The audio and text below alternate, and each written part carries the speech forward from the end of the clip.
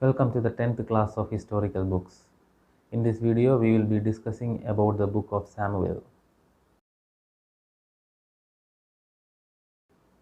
The book of Samuel talks about the establishment of monarchy in Israel. As we saw in the book of Judges, the nation of Israel lacked a strong political and spiritual leadership. Although there were not much major captivity in the book of Judges, they had always been the easy victims of their neighbors. So, in order to form a united military force and to lead the battle against their threatening enemies around them, Israel needed a king. So, that king which Israel wanted in order to lead them is crowned in the book of Samuel. The two books of Samuel has a well structured progress from the beginning to the end. It begins with the question of whether and how the monarchy can be established. Later moves on to who can be the king of Israel. And it leads to the strife between Saul and David and end with the death of King Saul. And later we can see that David stabilizes the kingdom of Israel. When we come to 2 Samuel, it is completely devoted to the David's kingship. The first part of the second book deals with the glorious covenant of God with David regarding an eternal kingdom. Later, the part of this book portrays David's failures and its consequences with his family. The Philistines were a constant threat to Israel in the book of Samuel. David's victory over the Philistines and the Ammonites built his reputation among his countrymen. So, the entire narrative of Samuel revolves around three major characters, that is, Samuel, Saul, and David. Now we will come to the purpose of the book of Samuel. What is the purpose of book of Samuel?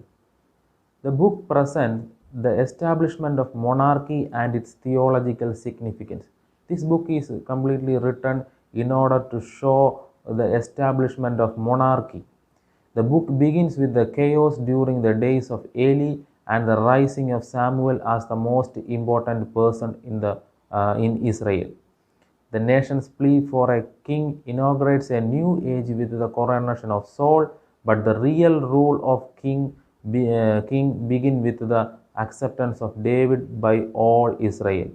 So this book purpose is to show the establishment of a monarchy. The book starts from a chaos point of view, and later it leads to a feeble king, and later it leads to David, who is establishing a real monarchy. That is the purpose of this book. Now we will see an outline for the book of Samuel. First Samuel chapter 1 to 7 is talking about the rise of Samuel as the prophet for the nation.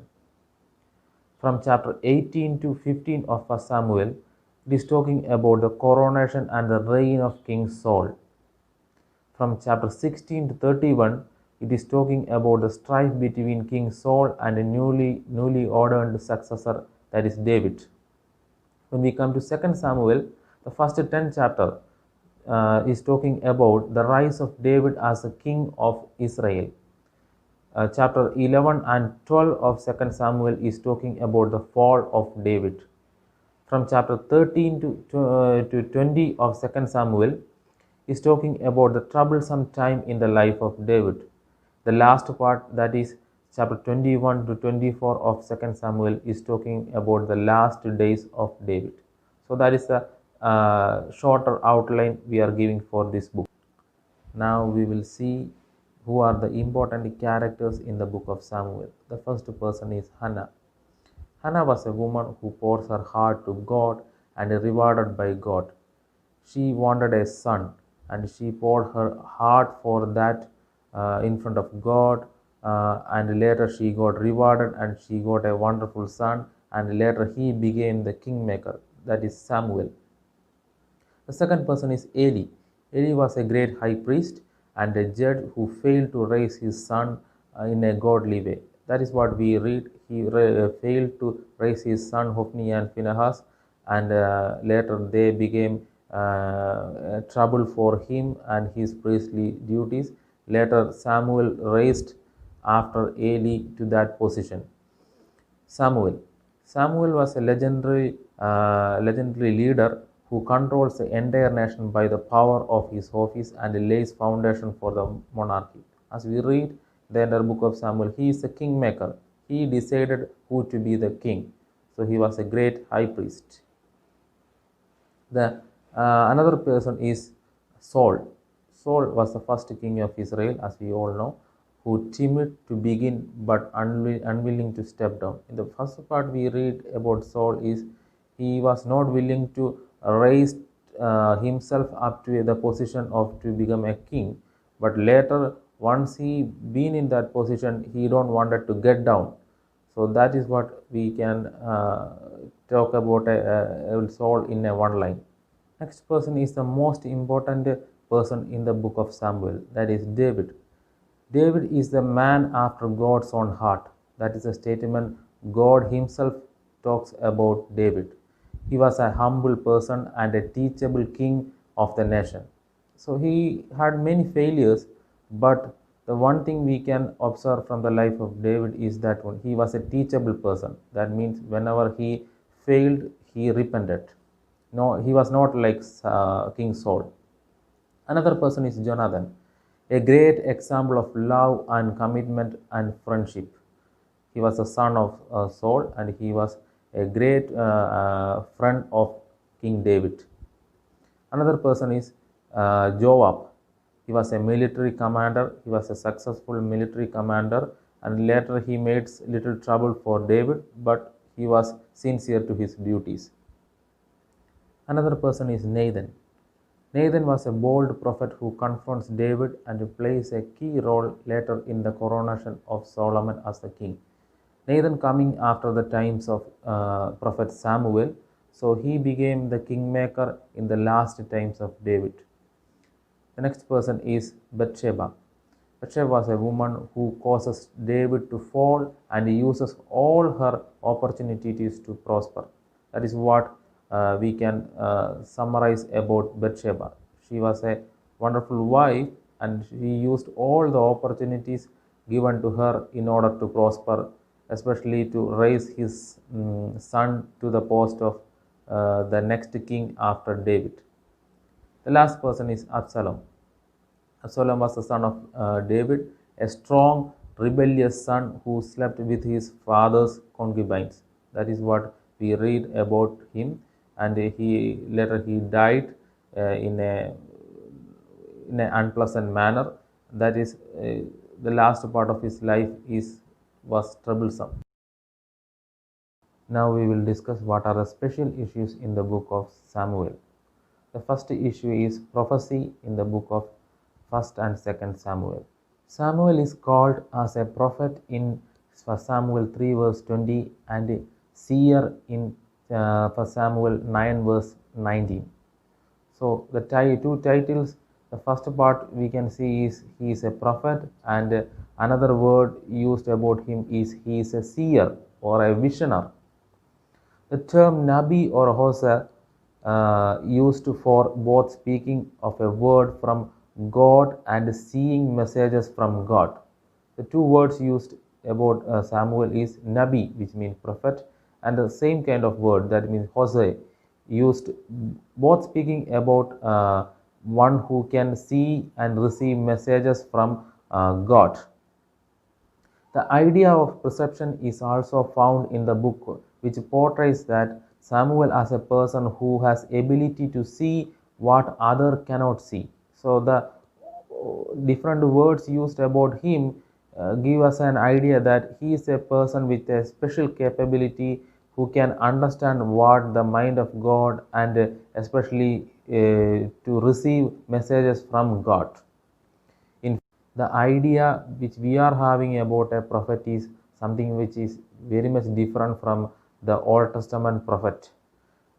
We think that he will be always associated with the temple and divinely duties, but as we read in 1 Samuel 10 verse 5 to 13, the activities of prophecy is also accompanied with blissful behavior like singing and dancing. He is not only giving the prophecy, he is also involved in singing, dancing, not only that, writing poetry and making literature. So all these kind of activities also accompanied with the duties of a prophet. The second special issue is the Spirit of the Lord in the book of Samuel. The Spirit of the Lord or the Spirit of the God appears 15 times in the book of Samuel. It also includes 7 references to an evil spirit sent from the Lord. It is not always spirit from the God, even evil spirit mentioned also we can see in the book of Samuel. Saul was empowered by the Spirit of the Lord just like the judges of Israel. In the Old Testament, the Spirit of the Lord come upon certain individuals who were entrusted with a special task from God. Always in Old Testament, Spirit of the Lord is with the person. In New Testament, it is inside the person, especially Holy Spirit inside the person. Old Testament, it is not Holy Spirit, but the Spirit of the Lord is with the person in order to accomplish, helping him to accomplish a special task. He is not mentioned as leaving any of them but Saul. But one thing which we can see in this book is what is difference is all the judges who got the Spirit of the Lord, it is never mentioned that that spirit is left them or leaving them. So, but here in 1 Samuel 16 verse 14, we read that the Spirit of the Lord left King Saul because of his behavior. That is a difference we can see. So, the Spirit of the Lord is one of the main issue in the book of Samuel. Another important special issue in the book of Samuel is the evil spirit from the Lord. Did God actually send evil spirit to King Saul? The word evil spirit occurs once with Abimelech in Judges chapter 9 verse 23 and 7 times with reference to Saul, that is in 1 Samuel 16 verse 14, 15, 16, 23 and chapter 18 verse 10 and 19 verse 9. It is important to observe that the phrase is used of 2 men who wanted to be kings without God's permission. So whenever the evil spirit is mentioned in Bible, these two men were not the person whom God actually wanted to be in that position, or in another way, God wanted them to be out of the kingship. Surely the departure of the Spirit of the Lord from Saul was a clear indicator that God had rejected him from the throne. So, in generally, we can understand it like God actually rejected them. It is not the evil spirit they got possessed, it is actually God rejected them. Yet, Saul did not want to give up his office. So that leads to the another episode of troublesome time in his life. So how we will understand the word evil spirit from the Lord? We should understand the word evil spirit from the Lord as a figurative usage. The term evil spirit used regarding Abimelech and Saul was a figurative expression of the trouble allowed by God. God caused enmity between Abimelech and others, which was a natural outcome of Abimelech's action. Here again with Saul, it is referring to his emotional state of struggle regarding the race of David as his enemy. So, in the case of Saul, he lost his mental balance whenever God chose another person, that is David, to the kingship. This can be a deep depression caused as a result of unwillingness to submit to God's program. So, whenever he understood that God rejected him, he lost his mental control. It is the judgment of God. Saul's struggles were external and he could not hide it. So, whenever he lost his mental control, everyone around him could able to understand it. It was an externally evident thing. So that is what happened with King Saul. The next special issue in the book of Samuel is the repentance of God. Can God repent for his action? The term repentance of God used 2 times, that is in 1 Samuel chapter 15 verse 11 and 35. In fact, the complication add because the same chapter, that is 1 Samuel 15 verse 29, says that God does not repent. So the same chapter, it is talking that he repented, and the same chapter he again tells that on God never repent. Is this referring to the change of mind of God? The reference in 1 Samuel 15 deals with the grief of God over the action for choosing Saul as a king. The same notion is presented in Genesis chapter 6 verse 6. There also this kind of a usage, that means God repented, uh, can be viewed there. We have to view this as a kind of figurative usage. In the figurative usage of this is called anthropomorphic or anthropopathic. So this is a kind of figurative usage, that means God is speaking to human being in the way they understand. It is not God, the sovereign God, changing his mind, but in order to show his emotion, or in order to show his concern over that person who is going against his will, God is speaking in the language of the human being. It is not God changing his mind. So it is very clear from the Bible that God never changes, and that is the intrinsic nature of God. Bible is a special revelation from God so that man may know him through it. So God revealed himself in a way that all men will be able to understand him.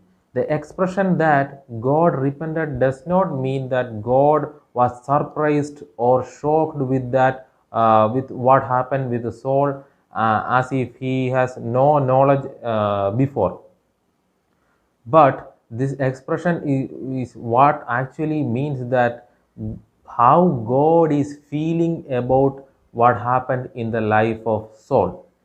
He hates sin, and he was unhappy with what happened in the life of Saul. So that in order to show that, he used an anthropomorphic or anthropopathic usage, or a figurative usage, and he talked in the way of the common man. So that is how we have to understand this term. The fifth special issue in the book of Samuel is Saul and the woman at Endor. Chapter 28 of the book of 1 Samuel has raised a question and doubts regarding the practice of necromancy. Necromancy is a practice having communication with the dead people.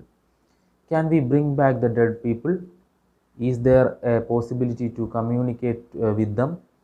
Do a necromancer or a spiritualist able to bring back the dead people back? So these are the questions we have to concern. Many of the conservative Christians deny any possibility of this kind of a practice. But 1 Samuel 28 records that all of them happened in the case of Saul.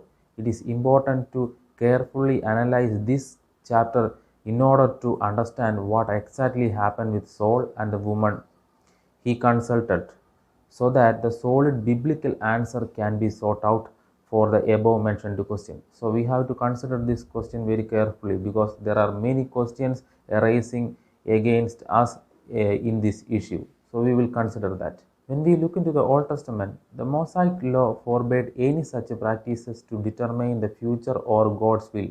That is evident from Levitical chapter 19 verse 31, 20 verse 6, Deuteronomy chapter 18 verse 10 to 12 is all talking against this kind of practice.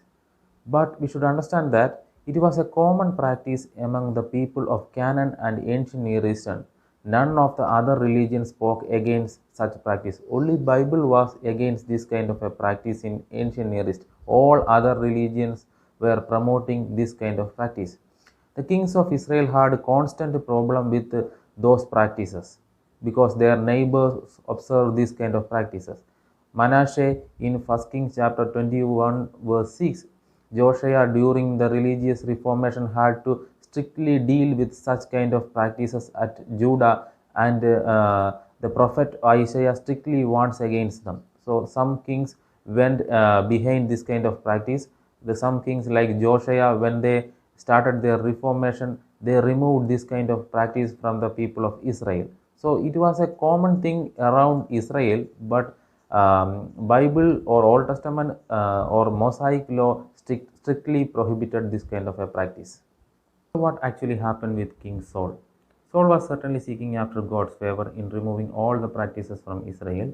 He came to a desperate state that he needs a word from God before his encounter with the Philistines.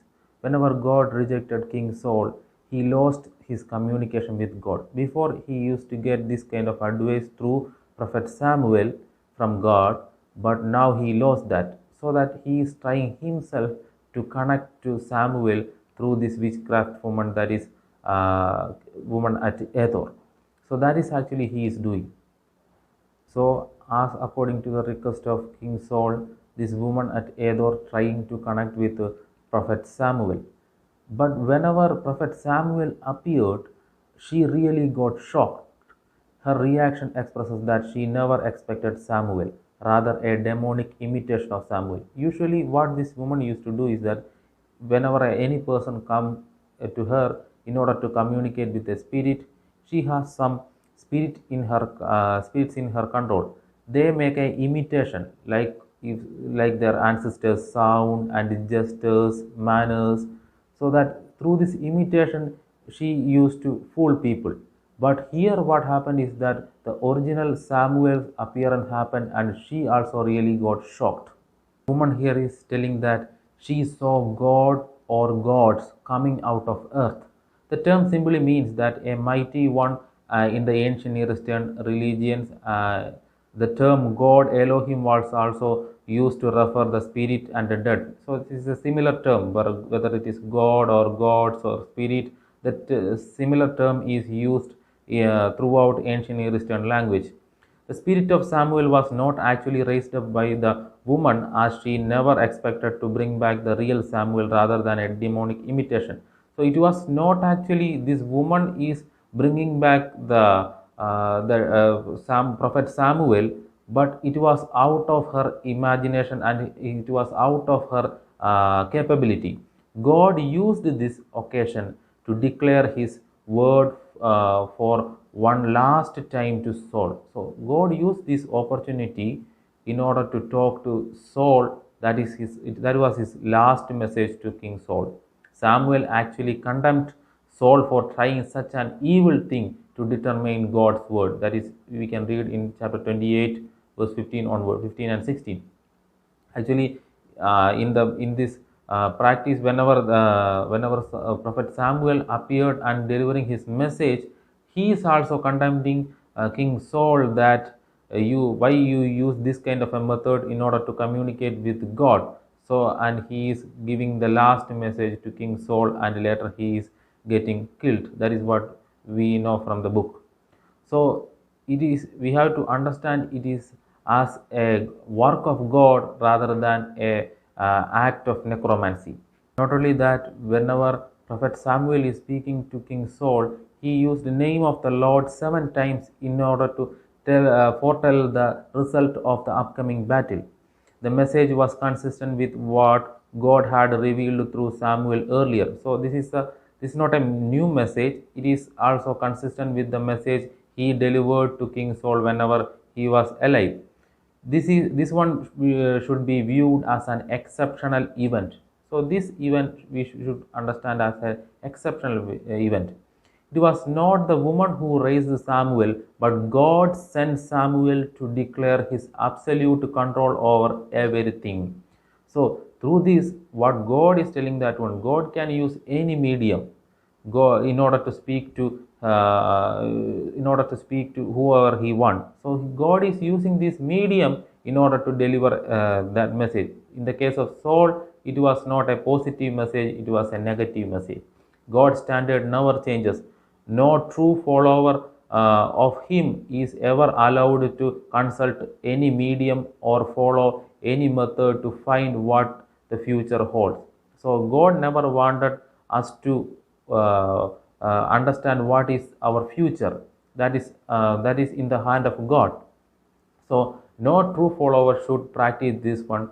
So whenever King Saul practiced this one, it became an adversary, or it became a problem for him, and later he died in the battle. Now we will see what are the important theological lessons the book of Samuel is giving us. The first one is a life of obedience is better than a life depends on rituals. Rather than the ritualistic life, God values the obedience.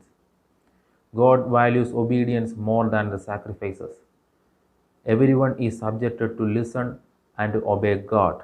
God's scale of justice is different than man's scale. Disloyalty to God is a grievous sin. God always forgives a repenting sinner but punishes an arrogant one. God always values the repentant sinner. He is willing to forgive. But if you are arrogant, God will go punish you. Children have to be trained in God's way, otherwise, it will result a great danger in their life. No one cover their sin before God. There is no escapes.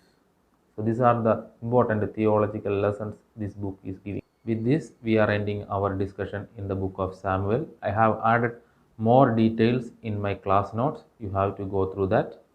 So thank you for watching. See you in the next video.